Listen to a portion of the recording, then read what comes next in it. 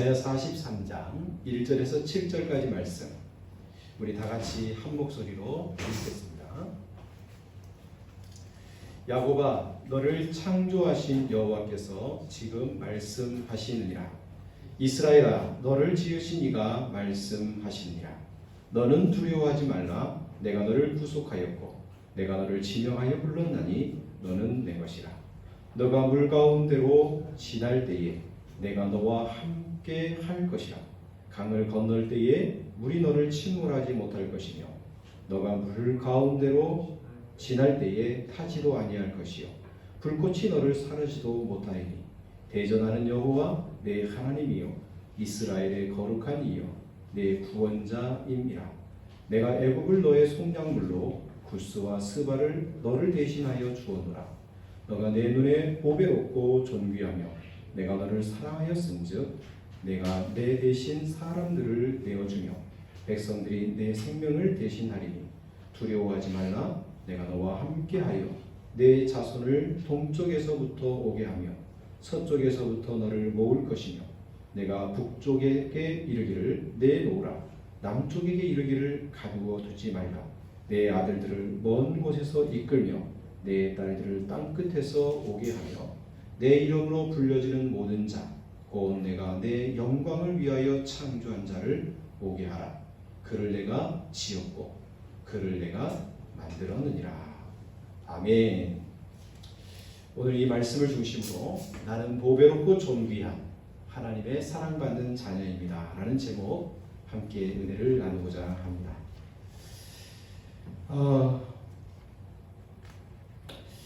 최근에 잘 만들어진 드라마, 사람들이 참 인기가 많죠. 그 드라마 중에 하나가 아마 슬기로운 의사생활이라고 하는 드라마 같습니다. 엊그저께 이 슬기로운 의사생활 시즌 2가 마쳤죠. 시즌 1을 보신 분들은 의사들의 참 인간적이고 따뜻한 그리고 아주 이상적인 의사들의 모습을 보면서 참 기쁘고 행복했습니다. 우리 주변에 저런 의사들이 많았으면 좋겠다. 그런 기대감이 컸죠. 그리고 이 시즌 1을 마치면서 뭔가 좀 아쉬움이 있었어요. 다름이 아니라 그 의사들의 러브라인이 이렇게 다 결실을 맺지 못하고 어떻게 될지 이 아쉬운 마음으로 끝냈었죠.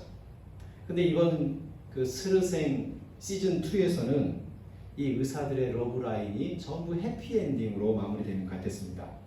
안정원과 가을이, 또 이익준, 최성화, 이렇게 그 또 나머지 두 쌍, 모두 한 4쌍 정도의 사람들이, 예? 겨울이에요. 가을이가 아니고, 예. 그렇게 의사들의 그 쌍쌍이 아름다운 사랑을 만들어가는 모습을 보면서 왠지 흐뭇했습니다.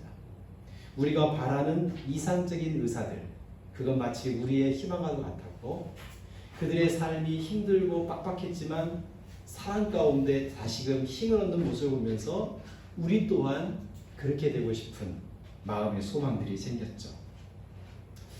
여러분, 그 예전에 아마 저기 엄마 아빠들 정도는 아마 기억하고 있을 것 같은데요. 내 이름은 김삼순이라는 드라마가 있었습니다. 그때 참 시청률이 50% 이상 넘어가는 아주 굉장히 인기 있었던 드라마였습니다. 국민의 2명 중 1명이 이 드라마를 봤다는 것은 엄청난 시청률이겠죠. 근데 이때 한 가지 참 웃지 못할 참 그 이야기가 하나 있었습니다. 어떤 성도님이 평소에는 새벽기도 같은 거 전혀 관심도 없으셨던 분이 어느 날 갑자기 새벽기도를 나오신 거예요. 그러니까 목사님이 아주 관심 있게 그날 보게 됐어요. 근데 그날 예배를 마치고 연이어서 기도가 이어지는데 그분이 간절히, 정말 간절히 기도하는 거예요. 그래서 생전 처음 새벽기도 오신 분이 간절히 기도하니까 목사님이 알게 모르게 귀를 기울였어요. 그랬더니 이분이 기도가 뭐냐면 하나님 살려주세요. 살려주세요. 이러는 거예요. 그럼 목사님 걱정이 됐죠. 그래서 새벽기도가 끝나고 오후에 전화를 했습니다. 아무개님, 새벽에 그렇게 간절히 기도하는데 무슨 특별한 기도 제목이 있나요? 했더니 하는 말이 제가 기도한 건 다름이 아니라 삼순이가 병으로 죽어가고 있어요. 그래서 하나님께 살려달라고 기도했어요. 라고 참 묻지도 못하고 울지도 못하는 그런 이야기가 있었다고 합니다. 여러분, 사람들이 드라마를 보면서 왜 그렇게 빠져드는 걸까요? 미디어를 연구하시는 분들은 여러 가지 드라마가 사람들에게 아주 열광적으로 받아들여진 이유를 여러 가지로 설명하지만 그 중에 대표적인 이유 하나를 대리만족이라고 설명을 했습니다. 드라마에 등장하는 인물들을 그를 자신과 동일시하려는 심리적 현상이라는 거예요. 그래서 드라마의 인물이 내가 할 수 없는 것을 대신 해주고 있기에 내가 소망하고 원하는 일들을 대신 쟁취해주고 있기 때문에 그것은 마치 나의 일처럼 받아들여지고 그래서 그 드라마 때문에 울기도 하고 웃기도 하고 한다는 거죠. 사람들은 뭔가 자기 자신을 드러내고자 합니다. 나를 대신한 그 누군가가 그렇게 해주는 것도 마치 자기가 하는 것처럼 느끼기도 한다는 거예요. 이것을 어떤 분은 자기 존재의 확인이라고 철학적인 용어로 설명을 했습니다. 인간은 본질적으로 어떤 방식으로든지 자기 자신을 나타내고자 하고 내가 누구며 내가 어떤 사람이며 내가 좋아하는 것이 무엇이고 내가 무엇을 위해 살고 있는지 그리고 나는 어떠한 삶을 살고자 하는지를 드러내고 싶고 확인하고 싶고 자꾸만 검증하고 싶어 한다는 거죠. 이렇게 자기 존재의 의미를 확인하고자 하는 것, 이것은 우리 그리스도인들도 마찬가지일 겁니다.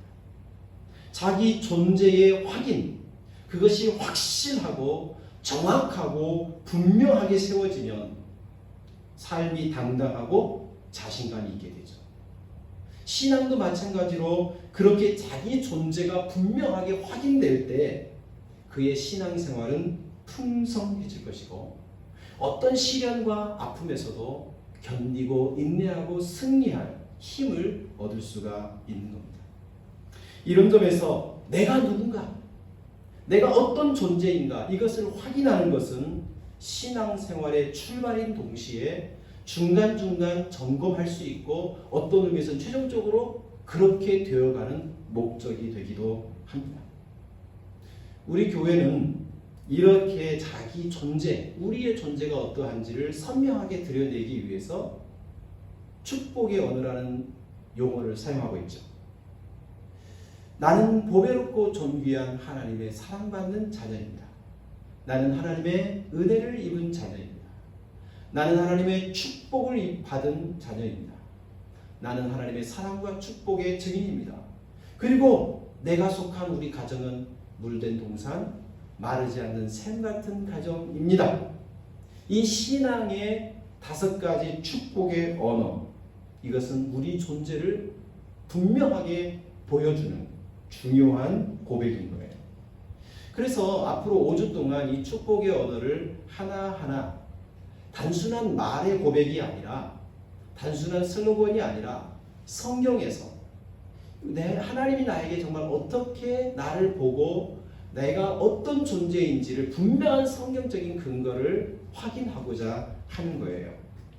오늘은 첫 번째로 나는 보배롭고 존귀한 하나님의 사랑받는 자녀입니다. 이 고백에 대해서 살펴보려고 합니다.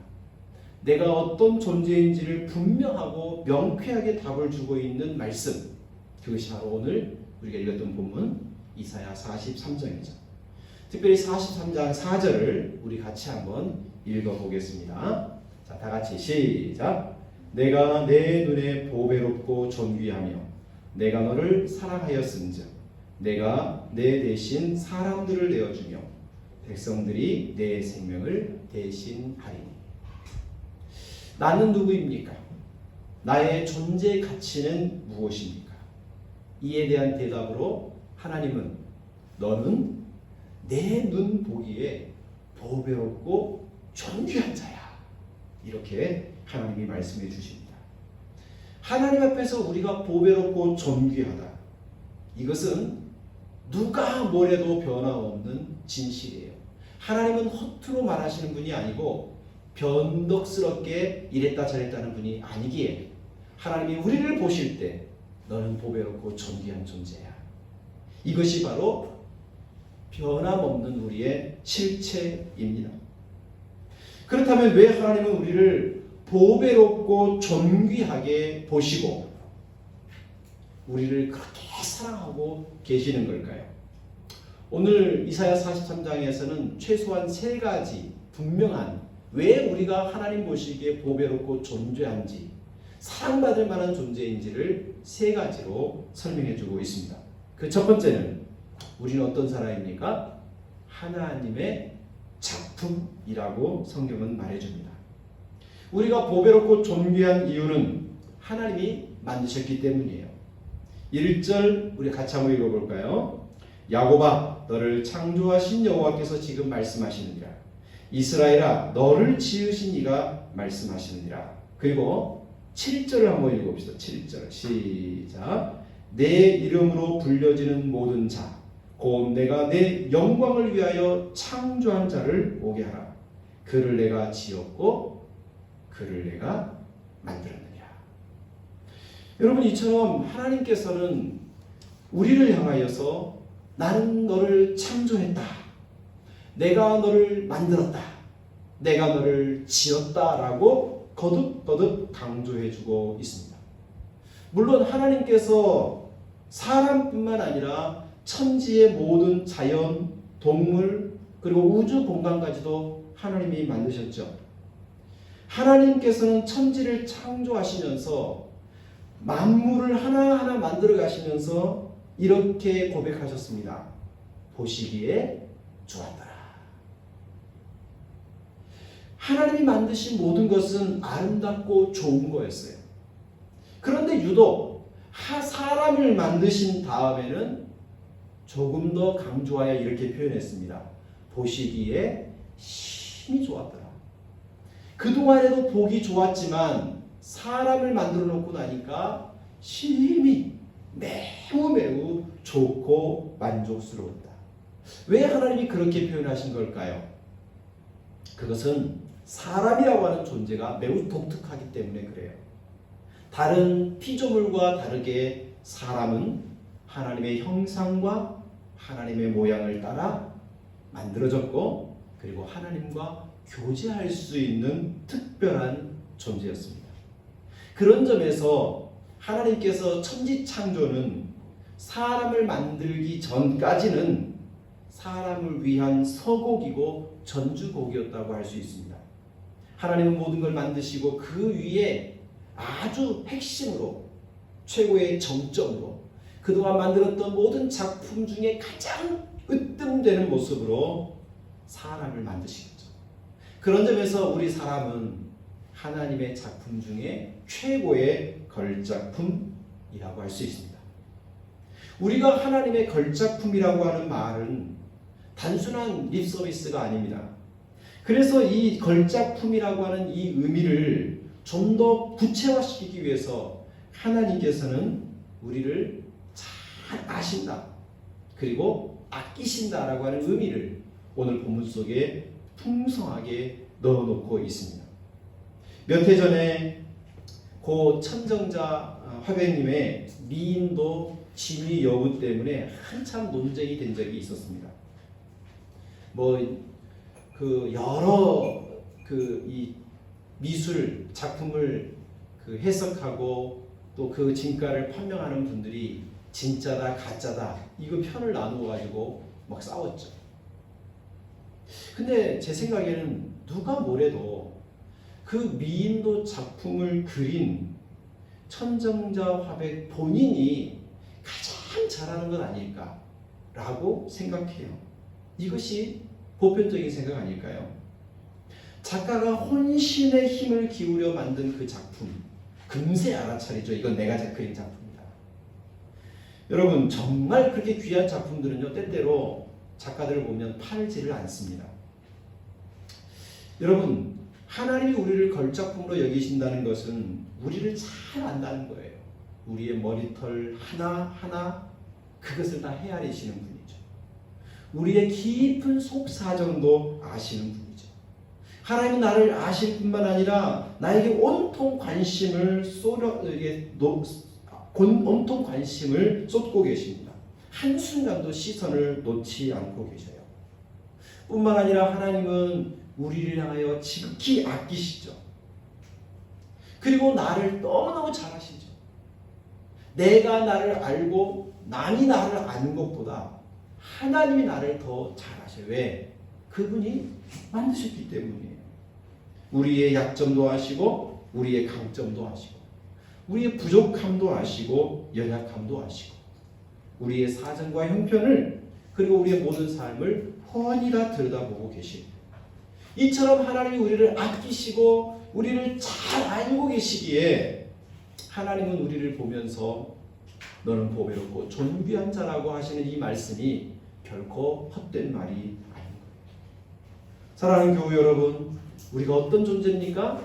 하나님으로부터 보배롭고 존귀한 하나님이 만드신 최고의 걸작품임을 잊지 않기를 소망합니다. 사람들의 말에 현혹되지 마십시오. 내가 지금 혹시 실수하고 잘못하고 넘어진 과거의 과오와 얼룩 때문에 나의 본질 자체를 왜곡시켜서 너는 못났어, 너는 실패자야 라고 자책하지 마십시오. 내가 나를 아는 것보다 남들이 나에게 뭐라고 하는 것보다도 하나님이 나를 가장 잘 아시는 분이셔요. 따라해 봅시다. 하나님은 나를 보배롭고 존귀하게 보십니다. 여러분, 이걸 우리가 함께 수용하는 것이 믿음이에요. 두 번째로, 우리가 왜 보배롭고 존귀한 하나님의 사랑받는 자녀입니까? 그 두 번째 이유는 하나님이 우리를 부르셨기 때문입니다. 1절 말씀을 자세히 다시 한번 보시죠. 야곱아, 너를 창조하신 여호와께서 지금 말씀하시느니라. 이스라엘아, 너를 지으시니라 말씀하시느니라. 너는 두려워하지 말라. 내가 너를 구속하였고 내가 너를 지명하여 불렀나니 너는 내 것이니라.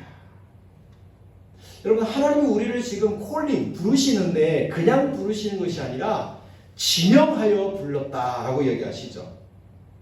여기 지명하여 부르셨다라고 하는 이 말은 손가락으로 콕 가르쳐서 어떤 특별한 대상을 콕 집어 그 사람을 아주 구체적으로 아주 특별하게 불러내셨다라고 하는 의미입니다. 이사야 선지자는 이 점을 더욱 강화시키기 위해서 두 가지를 언급하는데, 하나는 우리를 구속했다라고 표현하고 또 하나는 우리가 하나님 것이다 라고 말해주고 있습니다.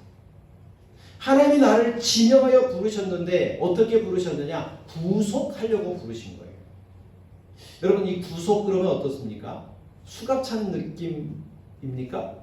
그게 한글말이 그렇죠. 그러나 이 구속이라는 단어를 한문으로 풀어보면 값을 주고 지불하였다, 값을 지불했다라는 의미예요. 하나님께서 우리를 위해서 어떤 값을 지불하셨는지 아마 여러분은 알고 계실 겁니다. 많은 것 지불했지만 어떤 것도 비교할 수 없는 최고의 값 지불은 바로 하나님의 독생자 예수님을 세상에 보내주신 거죠. 그분을 고난받게 하시고 십자가를 지게 하시고 거기에서 물과 피를 쏟으며 죽게 하시고 사랑하는 독생자의 절규를 외면하시면서까지도 그래서 죽음에 이르게 하실 정도로 값을 지불하시죠. 이처럼 예수님이라고 하는 엄청난 대가를 지불하고 구속한 존재가 누구예요? 바로 우리들이에요. 그런 엄청난 값을 지불하고 이 사람, 바로 당신, 바로 너를 불러내신 거죠. 이렇게 불러내시고 나서 하나님이 뭐라고 하냐면 너는 내 것이다 이렇게 말씀하셔요. 내 것, 하나님의 것, 하나님의 소유가 되었다. 이 점에 대해서 베드로 사도는 우리에게 매우 중요한 가르침을 이렇게 말씀했습니다. 베드로전서 2장 9절에 보면 그러나 너희는 택하신 족속이요 왕같은 제사장들이요 거룩한 나라요 그의 소유가 된 백성이니. 여러분, 베드로 사도는 우리를 하나님께서 불러내셔서 당신의 백성으로 삼았다라고 이야기해요. 그런데 여러분, 우리가 한 가지 주목할 점이 있어요. 하나님이 불러내어서 하나님의 것, 하나님의 백성을 삼으신 이유가 있겠죠. 하나님의 부르심에는 아무런 의미 없이 부르시지 않고 특별한 목적을 주십니다. 성경에 등장하여 하나님으로부터 콜링 받았던 모든 대상들은 그를 향한 하나님의 계획과 목표가 분명히 있었어요.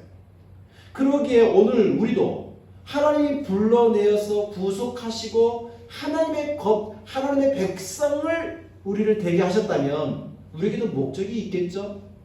그 목적이 뭘까요? 우리는 하나님으로부터 부름받은 존재를 이야기할 때마다 가장 으뜸으로 등장하는 인물이 아브라함이죠. 하나님께서 아브라함을 부르실 때에 이렇게 말씀하십니다. 창세기 12장에 보면 내가 너로 큰 민족을 이루고 내게 복을 주어서 내 이름을 창대하게 하리니 너는 복이 될지라. 너를 축복하는 자에게는 내가 복을 내리고 너를 저주하는 자에게는 내가 저주하리니 땅의 모든 족속이 너로 말미암아 복을 얻을 것이라. 여러분, 하나님께서 아브라함을 불러서 그 아버지와 친척 본토를 떠나 하나님만 의지하고 하나님 말씀에 순종하는 자리로 불러내시죠. 그리고 그 부르심에 순종한 아브라함을 향하여 하나님이 뭐라고 하셔요? 내가 너를 복이 되게 해줄게. 이 복이 된다는 말은 복의 뿌리가 되게 해주겠다는 거예요. 그래서 복의 근원이 되게 하겠다는 거죠.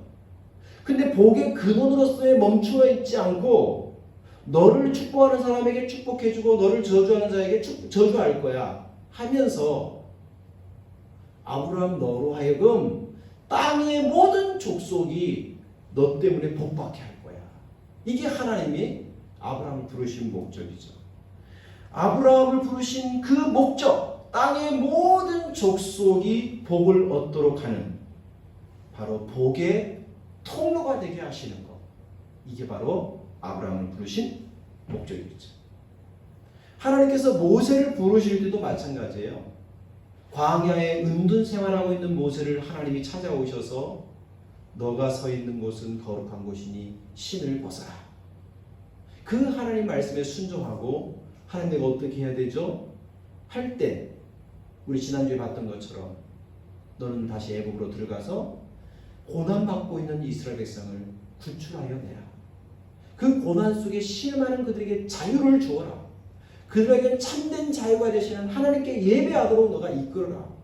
이게 바로 모세를 향한 부르심이었어요.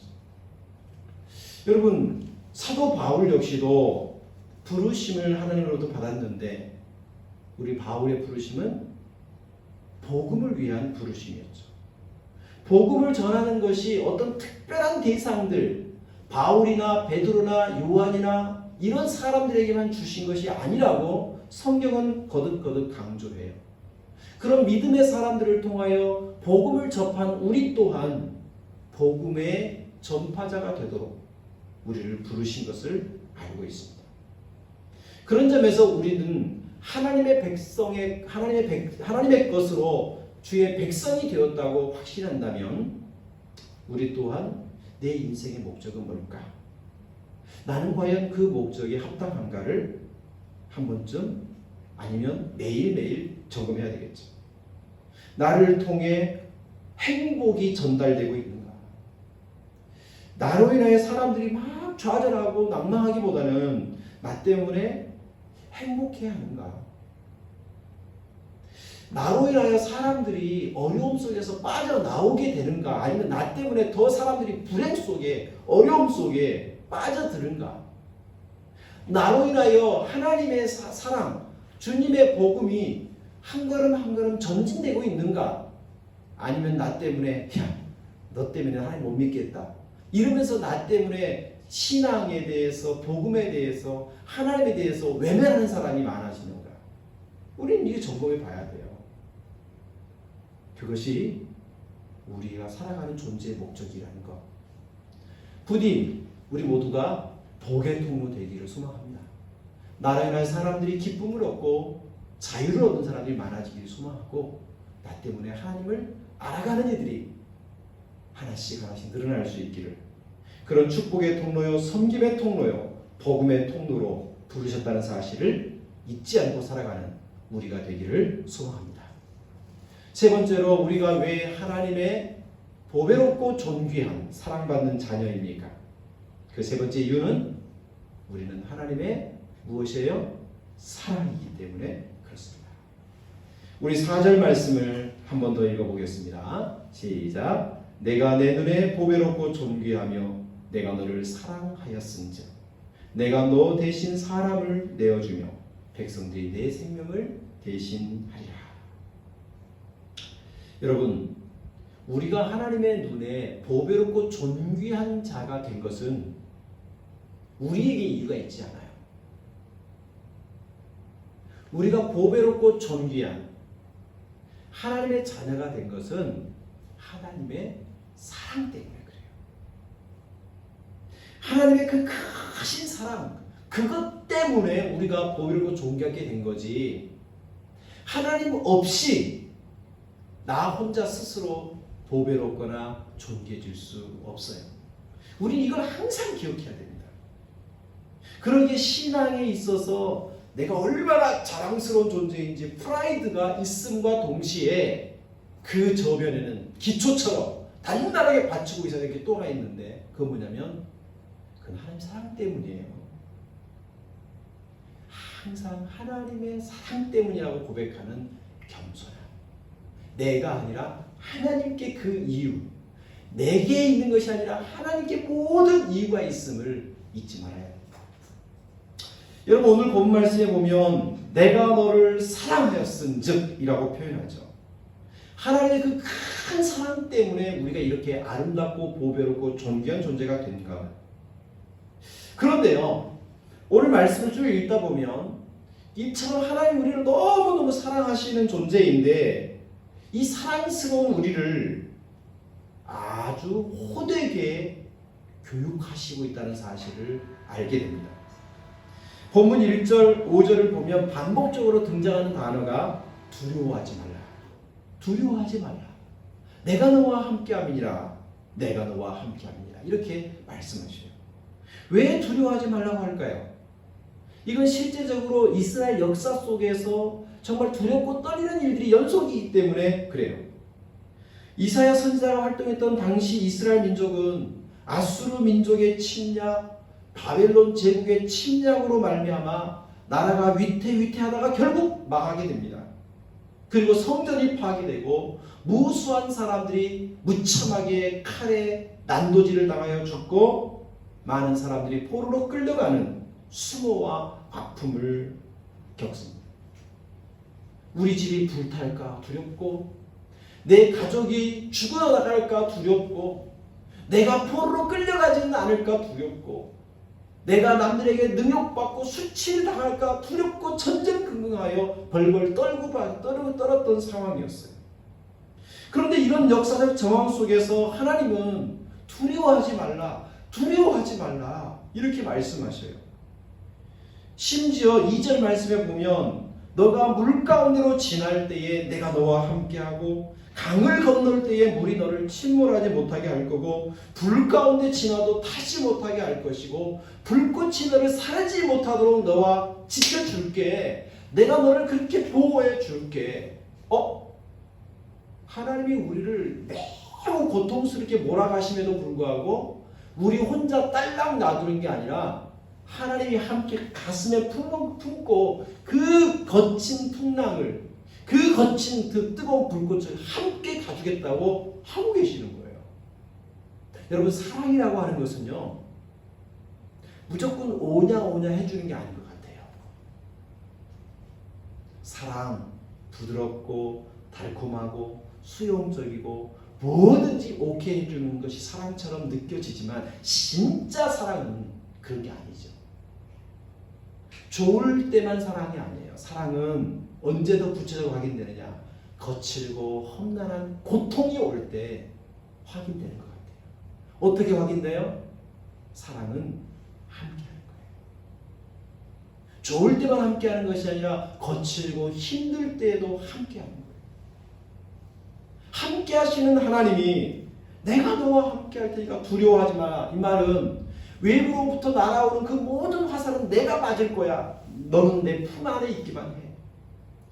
그 거친 풍랑과 그 뜨거운 불 속에 들어가도 내가 너를 품고 보호해 줄 테니까 두려워하지 마. 난 너와 함께해. 라고 하십니다.